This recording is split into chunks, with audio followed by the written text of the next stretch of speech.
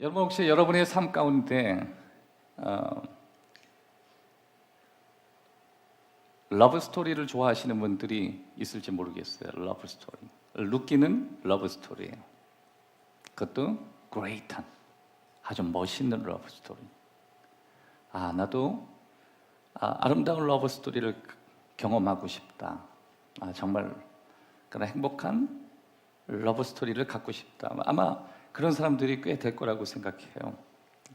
중년이 넘어가면서 사람들은 멋진 러브 스토리를 꿈꾸기도 하고 과거에 있었던 그런 러브 스토리를 갈망하고 간구하는 그것이 우리의 삶에 아주 지극히 평범한 것이라고 생각합니다.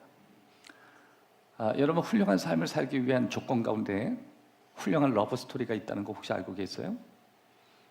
훌륭한 라이프를 살아가는 데 필수적인 요소 가운데 하나는 그레이트한 러브 스토리예요.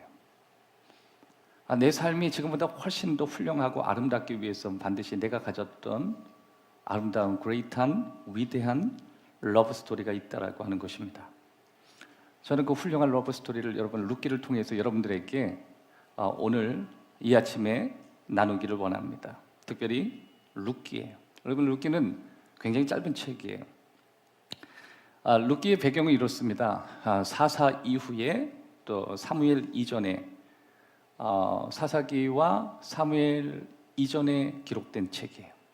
그러니까 이 루키를 통해서 우리에게 주시는 내용은 그 내용상은 굉장히 작은 책이지만 그 안에는 정말 놀라운 하나님의 사랑이 그 속에 담겨져 있다라고 하는 거예요. 아마 제가 감독이라고 한다면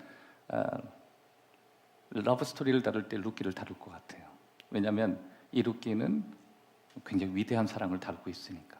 보편적으로 우리가 사랑을 얘기할 땐 에로스의 관점으로 사랑을 얘기하지만 이 사랑은 그레이트한 사랑이에요. 위대한 사랑. 그 위대한 사랑에 잡혀있는 한 여성, 또 위대한 사랑을 따라갔던 루시라고 하는 여성을 추적하면서 저와 여러분의 삶이 얼마나 지금보다 훨씬 위대해질 수 있고 지금보다 훨씬 더 아름다운 삶으로 바뀌어질 수 있는가 하나님이 우리에게 설명하고 있다라고 하는 것입니다. 사실 저와 여러분들이 이번 루키를 통해서 이 루키를 한번 쭉 읽어보기를 저는 바라요. 이스라엘 사람들은 루키를 읽어줍니다. 온 가족들이 듣도록 읽어줘요. 그러니까 이 루키라고 하는 것은요, 엄마도 들어야 되고 아빠도 들어야 되고 할머니도 들어야 되고 심지어 내가 결혼을 했던 결혼하지 않았던 또 결혼에 아픔이 있던 아니면 행복한 삶을 살던 내가 독신이 아니든 모든 사람을 아우르고 있는 사랑이 루키예요. 내 삶 가운데 사별의 고통이 있다. 그분들은 필수적으로 루키를 통해서 그레이트한 사랑을 배워보아야 돼요. 왜냐하면 하나님께서 우리에게 주시는 메시지가 있기 때문에 그렇습니다. 그러니까 루키는 모든 사람에게 필요한 사랑의 이야기예요. 모든 조건, 모든 상황, 그리고 그들이 경험하고 있는 모든 현실에 대해서 하나님이 이야기하시는 위대한 사랑의 이야기예요. 어린아이에게도 이 사랑이 전달돼야 되고 모든 세대에 걸쳐서 이 사랑은 오늘도 하나님께서 주시는 놀라운 사랑입니다. 이것은 다시 룻의 이야기가 아니에요. 이것은 이스라엘의 이야기고 저와 여러분의 이야기고 심지어 우리 행복한 교회 모든 가족들의 이야기가 되는 거예요. 2주 동안만 다룰 거예요. 몇 주요? 2주. 사실 루키는 굉장히 오래 깊이 있게 다룰 수 있는 내용들이 많지만 저와 여러분이 이 루키를 한 2주 정도 다루면서 주제는 하나님의 사랑. 제목을 뭐라고 정할까 고민하다가 복음성가가 떠올랐어요. 전 그 수준밖에 안 돼요. 하나님이 참 널 사랑하시네. 이거 딱 떠올랐어. 안 부를 거예요. 하여튼 반주자들은요 예민해요. 복이 있을지어다. 그래서 하나님이 참 날 사랑하네. 맞다. 하나님 날 참 사랑하시지. Great love. 여러분, 여러분의 인생이 지금보다 훨씬 더 아름답고 위대하기 위해서는 여러분 반드시 하나님의 위대한 사랑을 경험해야 된다는 거예요. 우리의 삶 속에 위대한 사랑을 만날 때 우리가 바뀌죠. 큰 사랑을 만날 때 우리의 삶의 모든 부분이 다 변화돼요. 하나님의 사랑은 더할 나위가 없다라고 하는 것입니다. 그래서 저와 여러분은 하나님의 사랑이 얼마나 위대한지 하나님이 얼마나 우리를 크게 사랑하시는지, 또 하나님께서 우리에게 베푸신 그 사랑에 우리는 얼마나 크게 반응해야 되는지를 우리가 배워야 돼요. 하나님이 너무 우리를 사랑하시니까 우리는 그 사랑에 훨씬 더 강력하게 반응하는 그런 모습을 우리가 룻을 통해서 배워야 하는 것입니다. 여러분, 성경 전체에 통틀어서 볼 때 사랑에도 순서가 있다는 거 알고 계세요? 사랑에도 순서가 있어요. 요한일서 4장 19절에는 그 순서를 이렇게 얘기합니다. 우리가 그분을 사랑하게 된 것은 그분이 먼저 우리를 사랑했기 때문이다. 그게 사랑의 순서예요. 하나님이 나를 먼저 사랑했기 때문에 내가 하나님을 사랑할 수 있는 거예요. 위대한 사랑은 나의 사랑으로 출발하지 않아요. 하나님이 나를 사랑하시는 거예요. 그러니까 여러분, 저와 여러분의 삶에 지금 놀라운 사랑을 경험하기를 원한다면 순서부터 확인해야 돼요. 내가 사랑하는 게 아니라 그분이 나를 먼저 사랑하시는 거예요. 아, 맞다. 하나님 날 참 사랑하시지. 그래서 우리는 노래를 들을 때 그렇게 감동이 되는 거예요. 날 사랑하신 성경에 써 있네. 여러분, 저와 여러분이 왜 신앙생활 하다가 감동을 받는지 아세요? 내가 하나님을 사랑하는 것은 끝이 없잖아요. 너무 힘들잖아요. 버겁잖아요. 우리는 너무 지치고 힘든 삶을 살기 때문에 누군가를 사랑할 수 있는 여력이 우리에게는 있지 않아요. 근데 성경을 보다 보면 하나님이 나를 사랑하신대요. 그것도 독생자 예수 그리스도를 우리에게 주기까지 하나님의 사랑이 우리에게 그렇게 위대하게 다가갔다라고 하는 거죠. 여러분, 위대한 사랑을 경험한 사람은 위대한 삶을 나타내죠. 부모가 위대한 사랑을 자녀에게 줄 때 그 자녀는 위대한 인생이 되는 거예요. 가족 안에 위대한 사랑이 교차될 때 그 가족은 위대해지는 거예요. 그러니까 우리의 인생 자체는 러브 스토리예요. 얼마나 위대한 사랑이 오가는가요. 여러분, 가족들이 사랑하지 않는 사람이 누가 있어요? 그런데 그 가족 안에 더 큰 사랑이 주어질 때 더 큰 스토리가 그 가족 안에 있게 되는 것입니다. 진짜 사랑 중에 가장 큰 사랑은 뭐냐면 하나님의 사랑이거든요. 하나님의 사랑이 최고예요. 따라합시다. 하나님의 사랑이 최고의 사랑이다. 그래서 저와 여러분들은 하나님의 사랑이 내 삶에 임하기까지 우리는 누군가를 진정으로 사랑하기는 어려워요. 하나님의 사랑이 내 삶에 터치하기까지 난 누군가를 진짜 사랑하기는 정말 어려워요. 하나님의 사랑이 내 삶에 임재하기까지는 내가 진심으로 하나님을 사랑한다는 건 쉬운 일이 아니에요. 그러면 하나님께서 우리를 얼마나 사랑을 하시니 몇 가지로 나누기를 원합니다. 여러분의 삽제에는 한 가지로 되어 있는데 중간에 한 가지를 더 첨가해 볼 생각이에요. 첫 번째, 하나님은 먼저 변화의 방식으로 위대한 사랑을 표현하신다는 거예요. 변화의 방식이에요. 여러분, 하나님의 사랑을 받으면요, 하나님은 언제나 우리를 변화시키셔요. 그래서 하나님의 사랑을 경험한 모든 사람들은 변화를 경험해요. 하나님을 만나고 변화되었다. 아까 영상에서 우리 호림 청년이 1년 전에 예수 그리스도를 경험하고 자신의 삶에 나타난 변화에 대해서 영상으로 나눴습니다. 여러분, 그 친구에게 우리가 경험할 수 있는 건 뭐예요? 그 1년간의 시간이 아니라 그 안에 그에게 다가온 하나님의 사랑 때문에 이 친구가 변하는 스텝들이에요. 여러분, 하나님은 언제나 우리를 변화시키는 방식으로 우리를 얼마나 사랑하시는가를 우리들에게 표현하는 거예요. 오늘 본문 말씀을 한번 돌아가 보겠습니다. 사사들이 치리할 때에 그때의 흉년이 드니라. 유다 베들레헴의 한 사람이 그의 아내와 두 아들을 데리고 모압 지방에 가서 거류하였는데 그 사람의 이름은 엘리멜렉이요 그의 아내의 이름은 나오미요 그의 두 아들의 이름은 말론과 기륜이니 유다 베들레헴 에브라 사람이더라.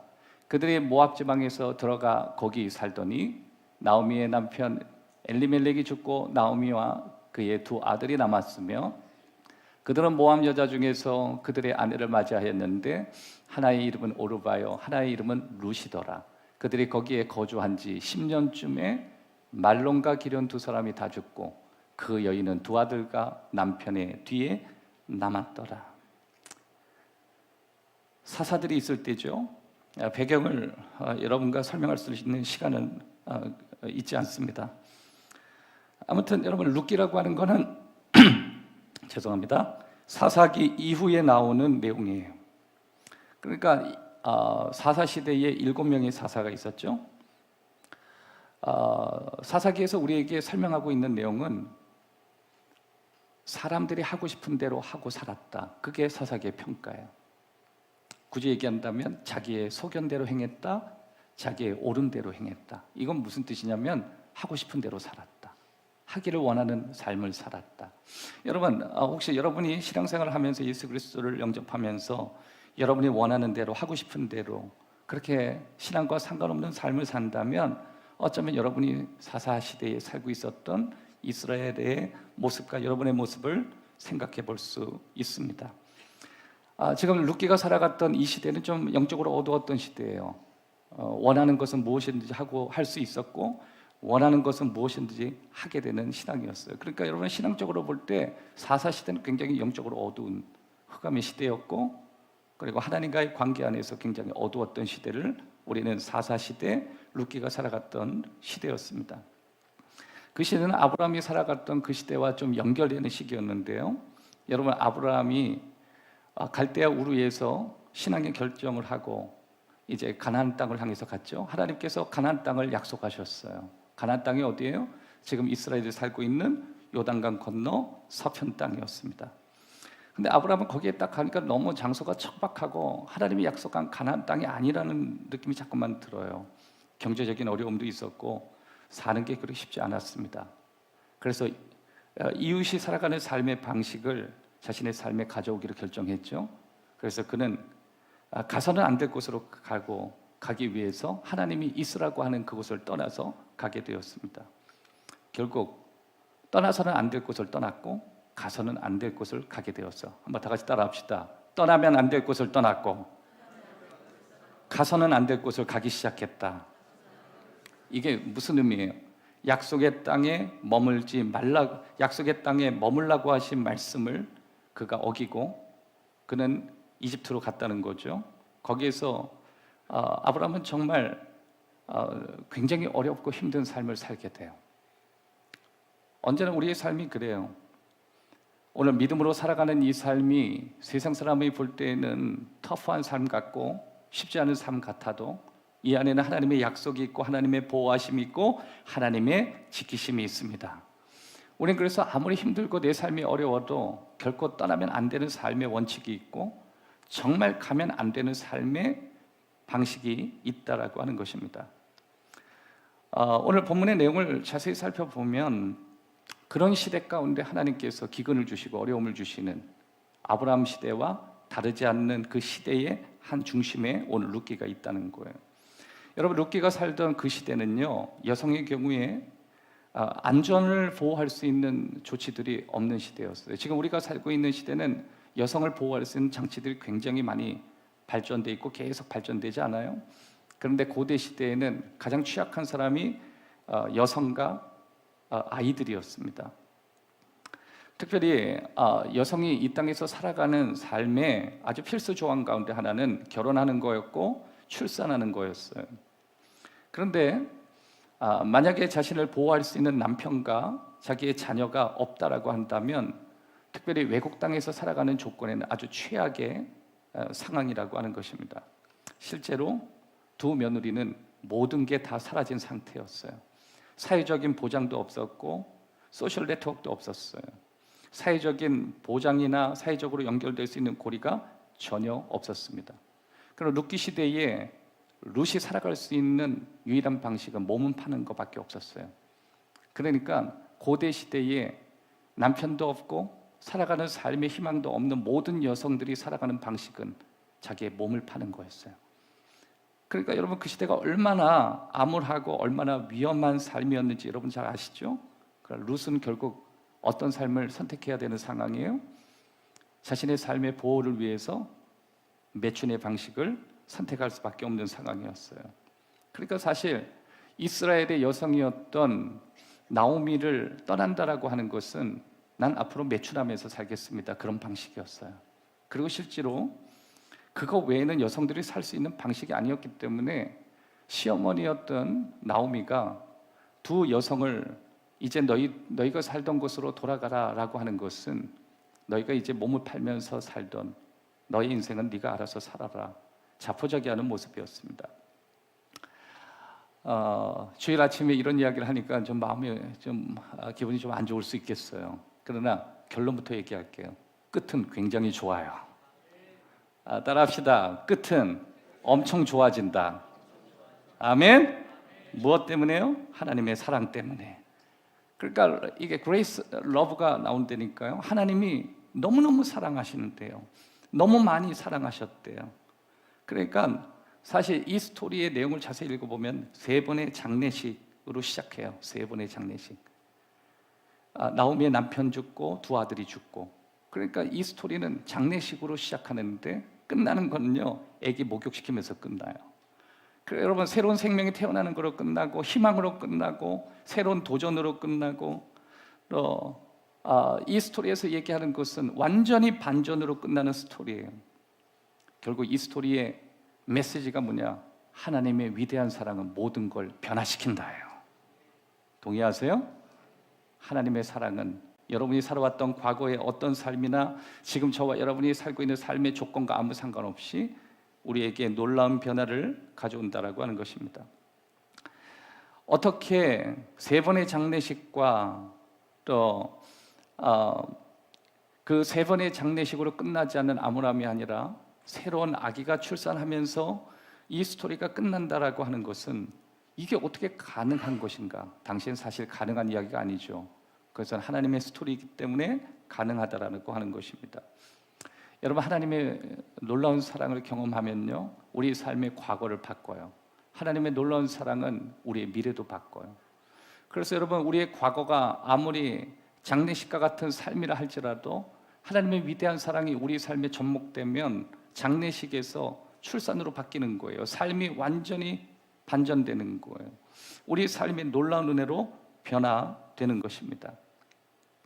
하나님의 위대한 사랑은 우리의 과거, 우리의 지금 뿐만 아니라 우리가 앞으로 살아가는 모든 삶을 다 변화시키게 된다는 것입니다. 여러분, 가끔 우리를 깨지게 만드는 조건들이 있죠. 우리가 가지고 있는 과거에 일어났던 여러 가지 사실들. 그래서 우리는 내 삶이 그때 그 사건으로 인해서 깨졌다고 우리는 얘기해요. 부러진 내 삶이라고도 이야기해요. 그런데 여러분, 그것은 과거에 우리가 경험했던 깨어진 상황에 우리가 붙인 의미일 경우가 굉장히 많이 있어요. 그러니까 대체로 우리가 경험하는 과거의 상처나 과거의 아픔들은 내가 붙인 의미이지 하나님이 붙인 의미가 아니에요. 그러니까 저와 여러분이 살아가는 삶의 모든 의미들, 저와 여러분이 경험하는 모든 삶의 아픔들, 그것은 전부 다 저와 여러분이 붙이는 의미들로 가득 차 있어요. 하나님은 그 의미에 다른 의미로 붙여주시는 거예요. 다시 말해서 나오미의 삶과 두 며느리의 삶이 세 번의 장례식, 그것이 그의 인생이었다라고 한다면 하나님은 아니라고 얘기하시면서 그것에는 희망이 있었고 하나님의 사랑이 있었고 하나님의 보호하심이 있었고, 그렇게 암울하게 끝나는 그 여인의 삶이 아니라 그 여인의 삶에는 반전이 있을 것이라고 하는 하나님의 놀라운 의미가 거기에 붙여지게 되는 것입니다. 여러분, 우리의 과거의 의미를 하나님은 바꿔놓으실 수가 있어요. 하나님은 저와 여러분이 경험했던 과거의 그 상처라고 하는, 버려진 삶이라고 하는 모든 것에 다른 의미를 붙여주실 수가 있습니다. 그것이 하나님이 하시는 방식이에요. 그래서 여러분, 저와 여러분이 살아가면서 아무리 저와 여러분이 의미를 붙인다고 해도 능력이 없기 때문에 실패한 과거는 실패한 과거일 뿐이에요. 그러나 하나님이 우리의 삶에 찾아오셔서 우리의 삶을 만져주실 땐 아무리 모든 사람이 실패라고 해도 그것은 우리에게 삶의 도전이 되고 또 그 삶이 우리를 어둡게 만드는 것이 아니라 우리 삶의 위대한 변화를 가져오게 되는 것입니다. 로마서 8장 28절에 이렇게 설명해요. 합력하여 선을 이루시니라. 여러분, 그 말씀의 뜻이 뭔지 아세요? 하나님은 어떤 상황이나 조건에 상관없이 하나님의 계획을 통해서 시너지를 일으키신다. 자, 본문으로 다시 돌아가면 나오미가 남편이 죽고 나서 며느리와 함께 남편과 함께 모압을 가게 되었습니다. 나오미는 가서는 안 될 곳으로 갔어요. 나오미의 고향은 베들레헴이었고 베들레헴에서 살아야만 했습니다. 그런데 결국 나오미는 모압으로 가게 되는 결정을 했습니다. 나오미가 모압으로 가게 된 그 원인이 그녀의 선택인지는 잘 모르겠어요. 본문을 읽다 보면 그것은 나오미의 선택이 아니라 당시 시대의 배경을 보면 남편이었던 사람의 선택이었던 것 같습니다. 여러분, 가부장적인 가정의 분위기에 최종 결정은 남편이 하는 경우가 굉장히 많이 있잖아요. 근데 당시에는 그것이 훨씬 더 강했고 강력했습니다. 그러니까 나오미는 아마 여성이었기 때문에 남편의 결정에 따를 수밖에 없었던 상황이었던 것 같습니다. 그들이 왜 모압에 가게 되는가? 이스라엘에서 살던 이 아름다운 가정이 좀 어렵게 산다고 왜 모압을 가겠다는 결정을 했는가?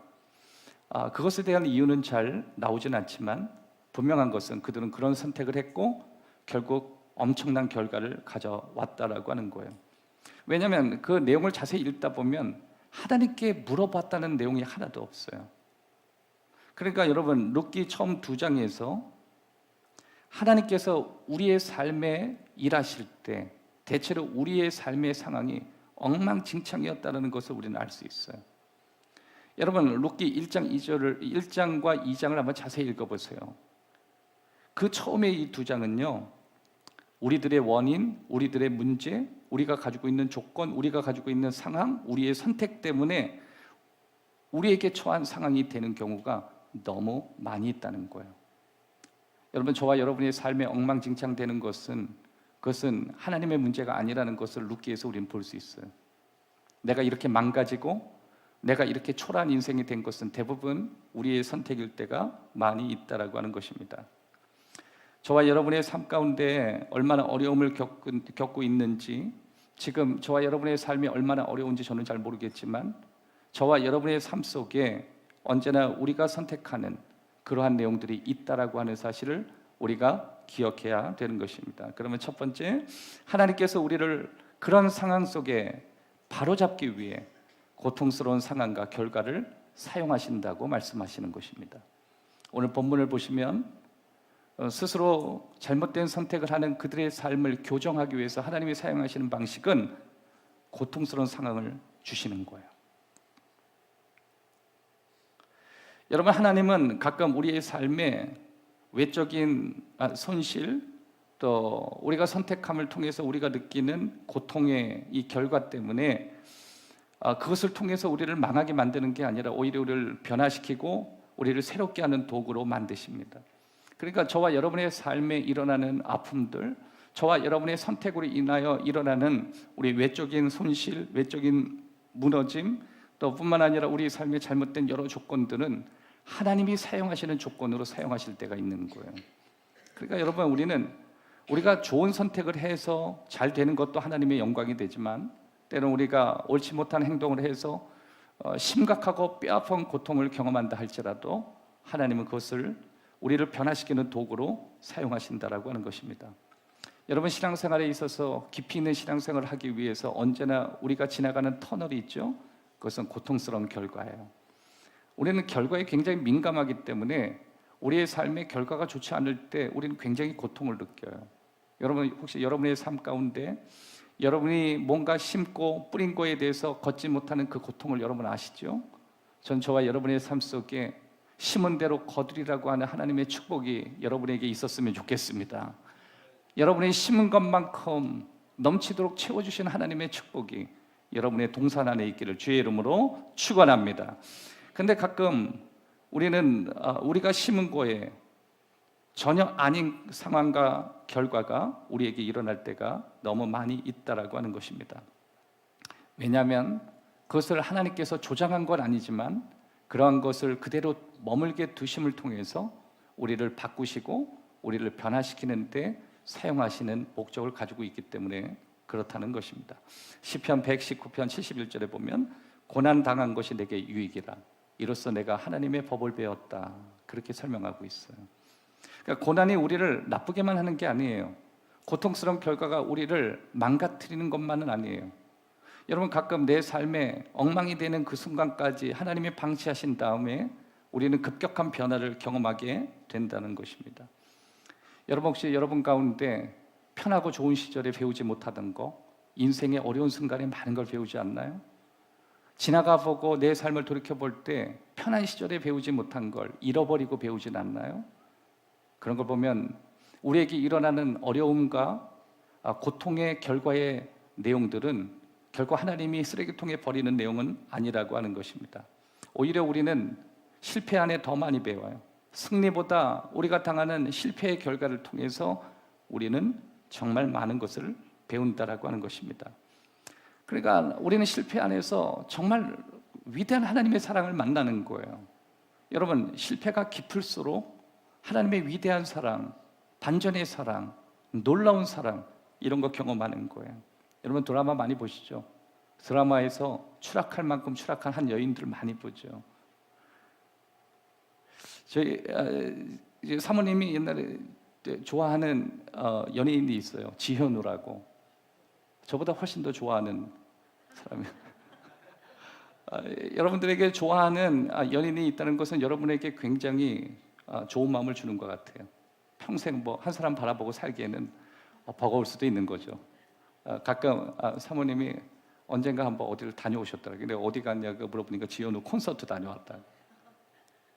저는 그거 나쁘다고 생각 안 해요. 네, 집만 돌아오면 돼요.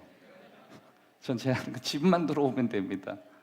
거기에서 스트레스를 풀고 뭔가 진정한 사랑을 연예인들에게 배울 수 있다는 것은 이건 정말 훌륭한 일이에요. 우리는 그렇게 성숙한 사람들이에요. 그런데 여러분, 하나님께서 우리를 사랑하신다라고 할 때 대체로 저도 옛날에 하도 지현우가 연기를 되게 잘하는 것 같아요. 그래서 저도 드라마 한 2번 봤나요? 왜 이렇게 아줌마들이 지현우 나오는 거에 열광을 할까? 내가 그래가지고 저도 너무 힘들지만 앉아서 드라마를 한 2번 봤어요. 지겨운데 그걸 봤어요. 뻔한 스토리 아니에요? 결국 예상한 대로 그 스토리가 나오더라고요. 지현우는 회장으로 나오더라고요. 거지 같은 여자애, 룩 같은 여자애 건져주더라고요. 저는 딱 봐도 건져줄 줄 알았어요. 따라합시다. 뻔한 결과였다. 그런데 건져줄랑 말랑 하면 갑자기 다음 주 계속됩니다. 막 이러니까 막 엄마들이 막 분노하는 거예요. 건져주면 빨리 건져주지. 또 뭘 하면 피리가 그거 하나에 시청률 올리니까 계속 뭘 해요? 만나게 해주려면 헤어지게 만들고, 찾아가면 다른 쪽으로 가는데 제가 보면 바로 앞에 지나가는데 왜 못 보고 지나가는, 난 이해를 할 수가 없었어요. 네? 보면 되잖아 그냥. 웬일이야, 나 너 찾으러 갔어 이러면 되거든. 근데 왜 항상 못 봐? 병 걸렸나? 이야, 그래서 사람이 끝까지 가는구나 이 생각을 했어요. 저도요, 드라마 원래 안 좋아해가지고 저는 시작 딱 보면 결과부터 보는 사람이거든. 전 그런 사람이에요. 끝까지 다 못 봐요. 그런데 막 그냥 분노하면서 아줌마들 대거 시청률 어마어마하게 올려줬다. 자, 일부 예배 이렇게 3000% 나가면 잘 안 되는데 위대한 사랑을 여러분과 함께 나누려고 어쩔 수 없이 든 예화였습니다. 하나님께서 정말 어렵고 힘든 상황에 우리를 건져주시는 그 스토리는 우리에게 정말 엄청난 감동을 주는 거예요. 여러분, 아침에 일어날 때, 눈을 뜰 때 여러분 행복하십니까? 저는 너무너무 행복합니다. 왜냐하면 저는 어릴 때부터 그렇게 편한 환경에서 살지 않았기 때문에 걱정하지 않고 근심하지 않고 하루 3끼를 편안하게 먹을 수 있음에 정말 진심으로 감사하고 눈을 떠요. 주변에 여러 가지 사건, 사고를 경험하고 좋지 않은 모습으로 떠난 사람들이 주변에 많이 있기 때문에 그 모습을 바라보면서 오늘 내가 살아있음이 얼마나 감사하는 그 마음을 알게 돼요. 그러니까 여러분, 대부분 우리의 삶은요, 편안할 때 배우는 게 아니라 실패하고 어렵고 깨지고 고통스러운 걸 통해서 배우게 되는 거예요. 여러분, 하나님은 우리가 무너지고 깨지고 엉망이 되어 있는 곳에 생각 이상으로 관대하신 분이세요. 여러분, 그거 기억하셔야 돼요. 저와 여러분이 엉망으로 살면 살수록 하나님의 온유하심은 더 깊고 더 넓을 수 있어요. 그거는 우리의 상상 이상이에요. 하지만 그분이 정말 사랑한다라고 했을 때 그분의 사랑은 터프해요. 그냥 단순한 사랑이 아니에요. 그런 거 보면 여러분, 진짜 좋은 부모가 누구인지 아세요? 진짜 좋은 부모는요, 자녀를 모든 상처에서 건져주는 부모가 아니에요. 오히려 때로는 자녀가 상처를 받는 그것을 바라보며 그가 스스로 이길 수 있도록 묵묵히 바라보는 부모가 진짜 좋은 부모예요. 여러분, 헬리콥터 부모가 안 좋다 그러잖아요. 자녀의 일이라면 그냥 날아가서 모든 걸 해결해 주는 부모, 그거는 그 자녀가 스스로 이겨내고 스스로가 뭔가 해결할 수 있는 것에서 멀어지게 만드는 것이거든요. 하나님은요, 우리에게 그렇게 하지 않았어요. 하나님은 우리 삶에 경험하는 여러 가지 어려움들, 우리가 느껴야 되는 여러 가지 고통들, 그것을 고스란히 바라보고 있는 거예요. 저와 여러분이 매주 하나님 앞에 기도하는 제목들이 있죠. 하나님, 내가 이렇게 고통스럽고 내가 이렇게 아픈데 하나님 바람만 두시냐고. 내가 이런 상처를 받았고 이런 아픔을 받았고 이런 모욕감을 느꼈는데 하나님은 계속 그렇게 두시냐고. 우린 잘 모르는 게 있어요. 하나님은 정말 좋은 하나님이시라는 거. 하나님은 우리가 충분히 그것을 지혜롭게 이길 수 있다는 걸 알고 계시는 거예요. 그래서 하나님은 하나님이 직접 우리의 인생에 관여하시는 것보다도 때때로 우리가 살아가는 삶의 방식을 바꾸기 위해서 그 사건을 우리에게 허락하시는 경우가 많이 있어요. 그게 바로 우리에게 느끼는 고통스러운 상황이에요. 잠언서 20장 30절, 상하게 때리는 것이 악을 없이 하나니 매는 사람 속에 깊이 들어가느니라. 하나님이 가끔 우리의 삶에 때리는 것 같이 허용하시는 삶을 경험하게 된다는 것입니다. 여러분, 연력할 법칙에 보면 열을 느낄 때 모든 것이 변한다. 빛이 오면 모든 것이 변한다. 그러니까 저와 여러분의 삶에 지금보다 훨씬 건강해져야 할 때 하나님은 열을 가하시고 빛을 가하세요. 열을 가한다 그러면 뭐라고 해야지 여러분에게 좀 편하게 올까요? 열받게 하면 변한대요. 그러니까 하나님께서는 저와 여러분의 삶에 무엇을 좋아하고 무엇을 싫어하는지 잘 아세요. 하지만 하나님은 그런 가운데 우리의 어떤 것을 고통스럽게 가져가기도 하고 또 우리가 느낄 수 있는 그 어떤 것을 주님이 느끼지 못하도록 뺏을 때가 너무 많이 있다라고 하는 것입니다. 마치 오늘 본문의 나오미는 하나님이 자기의 모든 고통스러운 결과를 가져오신 분처럼 느낄 수 있는 상황이 시작되기 시작하는 거예요. 나오미는 그냥 이스라엘에서 살다가 누구의 선택인지 모르겠어요. 나오미가 선택했는지 배우자가 선택했는지 그건 모르겠지만 그냥 가서는 안 될 모압 땅에 들어가 그냥 산 것뿐이었습니다. 그의 삶에 엄청난 열들이 가해지기 시작했어요. 그렇게 사랑했던 남편이 어느 순간 죽어버렸습니다. 자신이 그렇게 자랑스러워했던 아들 2명이 그냥 갑자기 죽어버렸습니다. 별로 자기의 삶에 의미가 없다라고 느껴졌던 며느리 2만, 그것도 모압 여인 2명만 남았다라고 하는 것입니다. 나오미는 아마 그때 이런 생각이 들었을 거예요. 하나님이 나 버리셨나? 하나님이 나를 놓으셨나? 내 인생은 여기서 끝이 나나? 아마 나오미가 느끼는 그런 마음이었을 거예요. 왜냐하면 나오미는 마치 내 것을 하나님이 뺏어갔다는 느낌이 절실히 들었기 때문에 그래요. 여러분, 나오미는 아마 굉장히 많이 궁금했을 거예요. 하나님이 지금 이런 상황에 어디 계시는지. 여러분, 그럼에도 불구하고 이 롯의 이야기를 여러분이 들으셔야 될, 그리고 읽으셔야 될 가장 큰 이유가 뭔지 아세요? 롯의 스토리를 읽다 보면요, 사사기와 사무엘 그 사이에 벌어진 그 사건을 다루고 있지만 이 사건 안에는요 엄청난 기적도 안 나오고 심지어 홍해가 갈라지는 사건도 나오지 않고 기적도 나오지 않아요. 그런데 이 룻기에서 하나님이 우리에게 주시는 메시지가 뭔지 아세요? 하나님의 기적적인 사랑이에요. 내가 원하는 기적은 나오지 않아요. 눈에 번쩍거리는 하나님의 역사는 출애굽기에 등장하고 그 이후에도 등장하지만 룻기에는 그런 게 아무것도 없어요.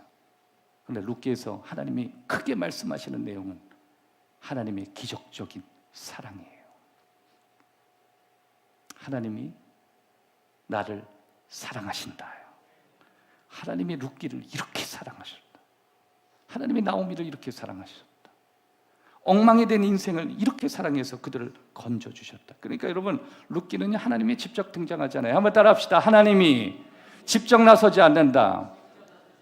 그런데 룻기를 자세히 읽어보면요, 하나님의 응답도 없고 하나님의 대답도 없고 이것은 그냥 스토리예요. 그레이트한 스토리예요. 그런데 이게 왜 성경에 들어가 있는지 아세요?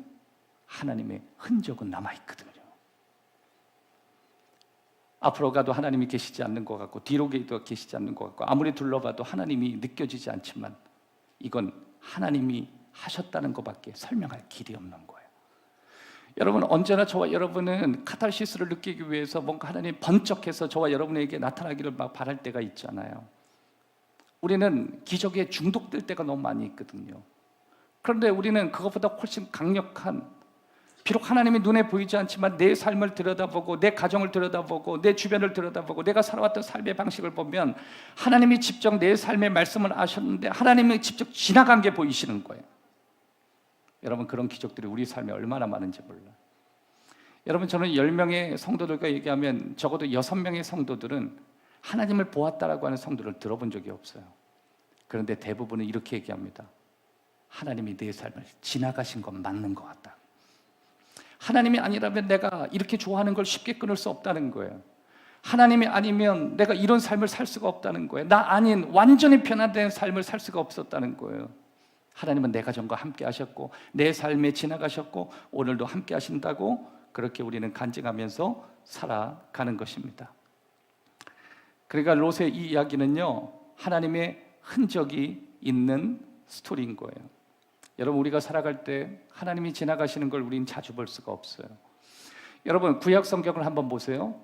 하나님이 자주 보이시던가요? 아니에요. 구약 성경엔 하나님이 자주 나타나지 않아요. 하나님은 정말 드문드문 나타나셔요. 그런데 분명한 건 하나님은 필요할 땐 여지없이 나타나셔요. 하나님이 나타나셔야 될 때 나타나시는 분이세요. 하나님은 정말 필요할 때 여지없이 나타나요. 그러니까 여러분, 내가 원하는 타이밍에 하나님이 나타나는 게 아니라 하나님이 원하시는 타이밍에 나타나는 거예요. 그래서 우리는 하나님의 흔적을 보게 되는 것입니다. 또 한 가지, 하나님은 우리를 훈련시키고 교정하기 위해서 우리에게 상황을 사용하신다는 거예요. 우리를 트레인하고 우리를 바꾸실 때 하나님은 상황을 연출하게 된다는 것입니다. 히브리서 12장 7절 이하의 말씀 보면 너희가 참으면 징계를 받기 위함이라 하나님이 아들과 같이 너희를 대우하시나니 어째 아버지가 징계하지 않는 아들이 있으리요 징계는 다 받는 것이오늘 너희에게 없으면 사생자요 친아들이 아니니라. 또 우리 육신의 아버지가 우리를 징계하여도 공경하였거늘 하물며 모든 영의 아버지께 더욱 복종하며 살려 하지 않겠느냐. 그들은 잠시 자기의 뜻대로, 따라합시다. 그들은 잠시 자기의 뜻대로 우리를 징계하였거니와 오직 하나님은 우리의 유익을 위하여 그의 거룩하심에 참여하게 하셨느니라. 무릇 징계가 당시에는 즐거워 보이지 않고 슬퍼 보이나 후에 그로 말미암아 연단받은 자들은 의와 평강의 열매를 맺느니라. 그러니까 잠시 당신의 뜻대로 우리를 고통스럽게 했지만 결국 우리의 끝은 의와 평강의 열매를 맺게 되더라. 다시 말해서 여러분, 삶이 열매 있게 만들더라. 우리의 삶이 이전보다 훨씬 좋은 모습이 되더라. 쓰게 시작해서 달게 끝나더라. 하나님의 목표는 거기에 있었다라고 하는 것입니다. 여러분, 하나님은 저와 여러분이 알든 모르든 하나님이 가지고 계신 훈련 프로그램이 있다라고 하는 것이죠. 가끔 저와 여러분이 훈련받기를 원하지 않을 때가 있어요. 그럼에도 불구하고 하나님은 우리를 훈련하시는 거예요. 왜냐하면 하나님이 저와 여러분의 삶 속에 훈련받지 않는 상태로 살아가는 걸 원하지 않으시기 때문에 그렇다는 것입니다. 여러분, 저희 교회에 훌륭한 부모님들이 얼마나 많은지 몰라요. 저는 우리 아이들을 바라보면서 훌륭한 부모들을 보게 돼요. 여러분, 훌륭한 부모들은 아이들을 훈련시켜요. 신앙의 훈련을 시켜요. 기도의 훈련을 시켜요. 예배의 훈련을 시켜요. 여러분, 그건 정말 복 있는 모습이에요. 저는 어저께, 오늘 우리 제니가 대표기도 했는데 저녁에 식사를 같이 하면서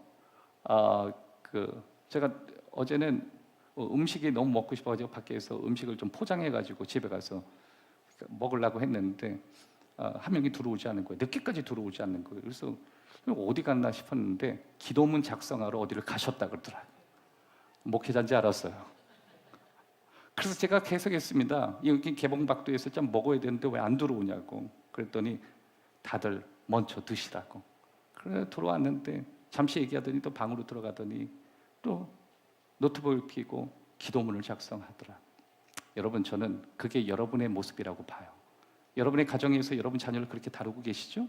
저는 우리 가까운 리더십들의 가정들을 보면서 아이들이 그렇게 세워져 간다는 걸 저는 보게 돼요. 여러분, 생각날 때마다 갈렙하우스를 위해서 기도해 주십시오. 이 아이들이 건강하게 자라고 있고, 또 5월 달이 넘어가면 드디어 한국에서 유학생활을 끝나고 우리 노하영 학생은 우리 교회에서 다시 리더의 훈련을 받게 돼요. 여러분, 갈렙하우스가 왜 있다고 생각하세요? 좋은 대학을 가기 위해서? 아니에요. 그러면 한국에 있는 기숙사를 보내죠. 글로벌 리더예요. 지난주에 흑인이 몇 주 동안 왔어요. 흑인이 와서 우리 청년들한테 말을 하려니까 청년들이 피해 다니더라고요. 주변에 안 가요. 네. 심지어 청년인데 우리 원준 회장한테 가서 좀 같은 청년이니까 얘기 좀 하라고 그랬더니 그런 얘기를 했다 그러더라고요. 말을 걸 수는 있는데 자꾸만 얘기할까 봐 두려워서 피한다고. 그래서 결국 아무래도 영어에 자유로운 또 제니가 옆에서 붙고, 우리 청년들 몇 살 영어에 좀 자유로운 친구들이 있어요. 그 친구들이 편안하게 이야기를 하게 되죠. 여러분, 이제 앞으로 저희 교회는 국제적 리더들은 많이 나올 거고, 심지어 그렇다고 거기에 나온 사람들만 국제적 리더가 되는 게 아니라 우리 모두가 다 국제적 리더가 되고 뛰어난 리더가 되는 줄 믿으시기를 주의 이름으로 축원합니다. 그 아이들이요, 화장실에 갈 때마다 언제나 하는 일이 있어요. 제가 있을 때 늘 보는 것은 노래를 불러요. 노래를 불러요. 그 노래는 세상 가요가 아니에요. 여러분, 가요가 아니라 집에서 떨어지고 교회에서 떨어지니까 복음성가를 불러요. 복음성가를 부르면서 내가 돌아와서 내가 건강한 리더가 되고 싶다, 신실한 리더가 되고 싶다. 내가 이제 하영애와 이런저런 이야기를 했거든요. 이야기 하면서 비전이 뭐냐 물으니까 행복한 교회 와서 훌륭한 리더가 되는 게 꿈이라. 그랬죠. 넌 돌아오면 그냥 리더야. 걱정하지 말라고. 넌 리더로 훈련 받게 될 거고. 그랬더니 정말이요? 그랬더니 저는 훈련을 시킨다는데 이렇게 좋아하는 애들 처음 봤어요. 리더가 너무 되고 싶다. 여러분, 우리 교회 리더 될 만한 친구들이 너무 많습니다. 고1, 고2, 고3 우리 어린 친구들, 이 사람들 하나님께서 다 다루는 거예요. 우리 집사님들 보면요, 부모님이 훌륭해서 자녀들을 잘 트레이닝을 해요. 그러니까 신앙의 훈련, 세상적인 학업의 훈련, 사람을 대하는 훈련, 그 부모를 보면 그 자녀를 보게 되거든요. 그러니까 그 자녀들이 얼마나 사람들한테 잘하고 얼마나 예의 있게 잘하고, 그거는 그 아이가 된 게 아니라 훌륭한 부모를 만난 거예요. 자, 위에 있는 분하고 인사합시다. 좋은 부모님이십니다.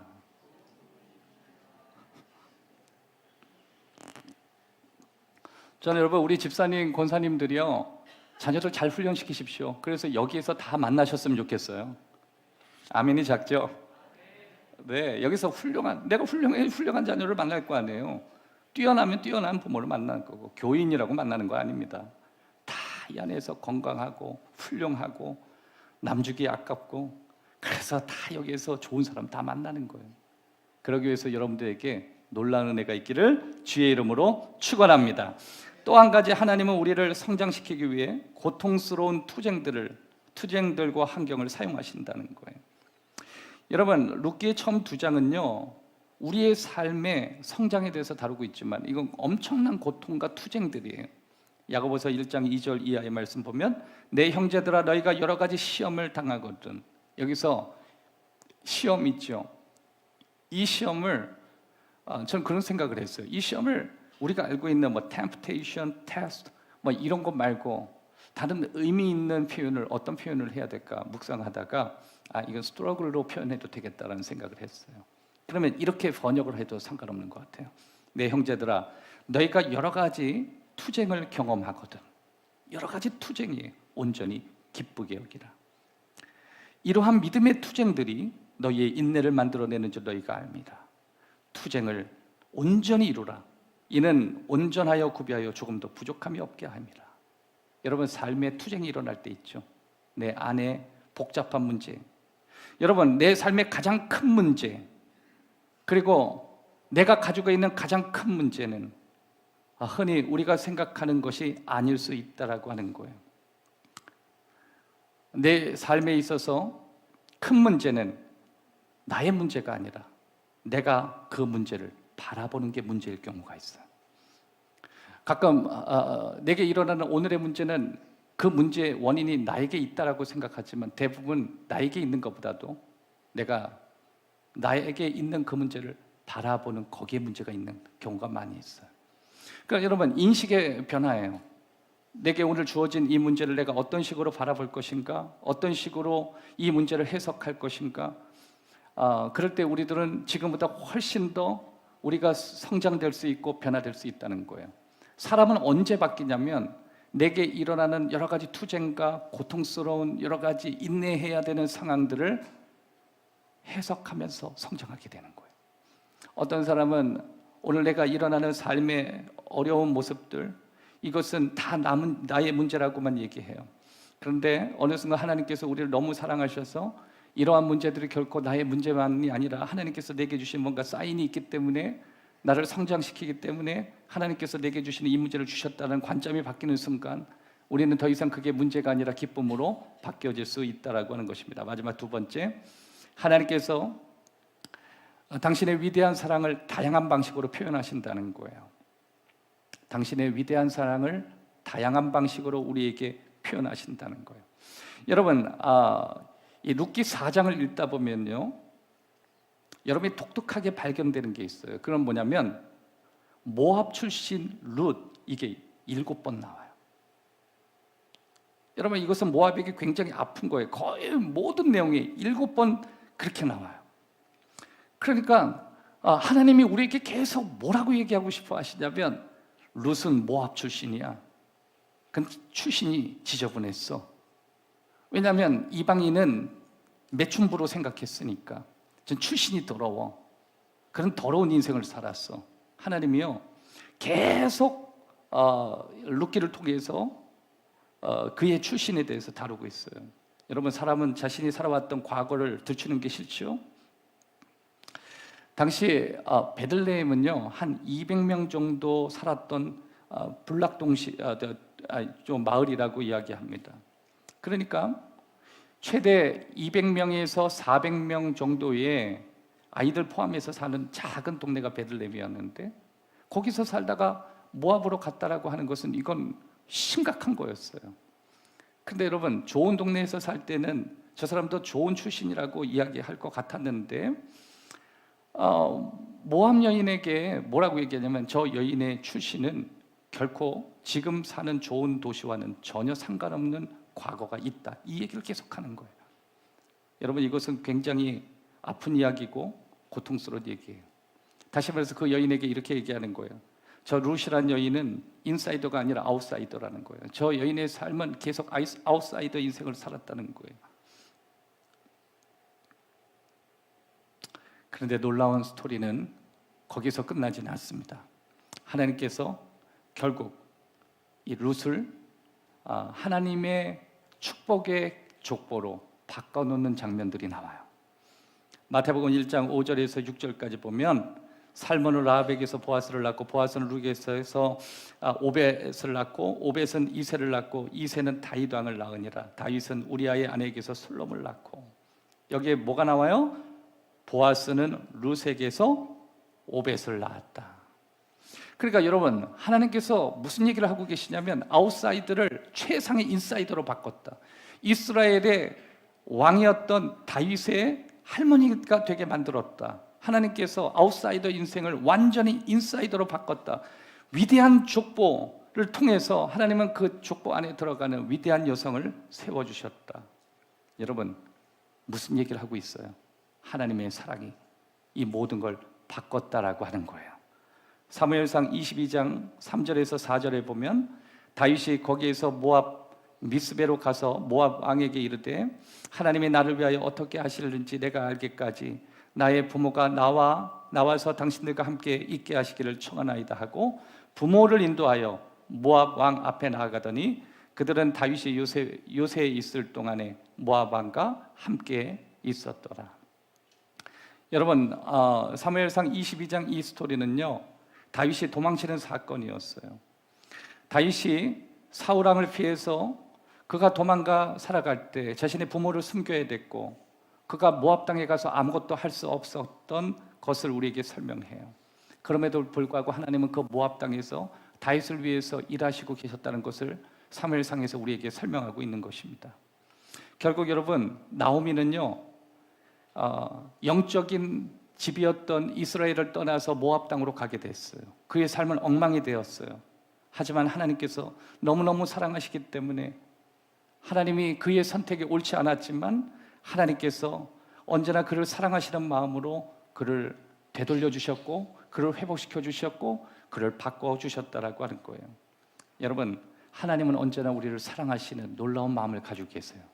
우리가 어느 순간에서라도 우리는 의심하지 말아야 될 것이 있어요. 그것은 내가 살아가는 삶의 문화와 내가 살아가는 모든 선택이 결국 내 인생의 결론은 아니라는 거예요. 하나님은 우리를 사랑하세요. 여러분, 내 삶에 그런 하나님의 위대한 사랑을 만나는 것은 내가 어떤 삶을 살아가느냐의 결론의 이야기가 되는 것입니다. 룻기 1장 16절 이하의 말씀 보면, 룻이 이르되 내게 어머니를 떠나며 어머니를 따르지 말고 돌아가라, 강권하지 마옵소서. 어머니께서 가시는 곳에 나도 가고 어머니께서 머무시는 곳에 나는 머물겠나이다. 어머니의 백성이 나의 백성이 되고 어머니의 하나님이 나의 하나님이 되시리니. 그 다음에 17절에 보면 어머니께서 죽으시는 곳에서 나도 죽어 거기 묻힐 것이다. 만일 내가 죽는 일 외에 어머니를 떠나면 여호와께서 내게 벌을 내리시고 더 내리시기를 원하나이다 하는지라. 여러분, 룻이 하나님이 바꿔주신 그 사랑에 적극적으로 대응하기 시작해요. 절대적인 헌신을 고백하는 거예요. 어머니가 떠나라고 말하지 말아달라고. 나는 어머니가 떠나라고 해도 떠나지 않겠다고. 이것은 그의 선택을 넘어서서 그 절대적인 거였어요. 여러분, 하나님이 우리에게 받으시는 사랑은 헌신 이상의 절대적인 거예요. 여러분, 저는 검단 행복한 교회에 많은 사람들이 있지만 특별히 더 좋은 환경, 더 좋은 상황에도 불구하고 절대적인 선언을 하는 신실한 믿음의 형제와 자매를 통해서 오늘 검단 행복한 교회를 지난 16년 동안 세워가셨음을 저희는 알고 있어요. 사랑하는 동력자들이 여러 가지 좋은 환경과 처해져 있는 좋은 조건들을 다 버리고, 어머니 나는 절대적으로 당신의 하나님을 섬기겠다라고 선언하는 그 선언을 통해서 하나님은 놀라운 역사를 선언하고 있다라고 하는 것입니다. 여러분, 롯의 이야기는 입양에 대한 이야기예요. 롯의 이야기의 핵심은 입양이에요. 롯이 어떻게 하나님의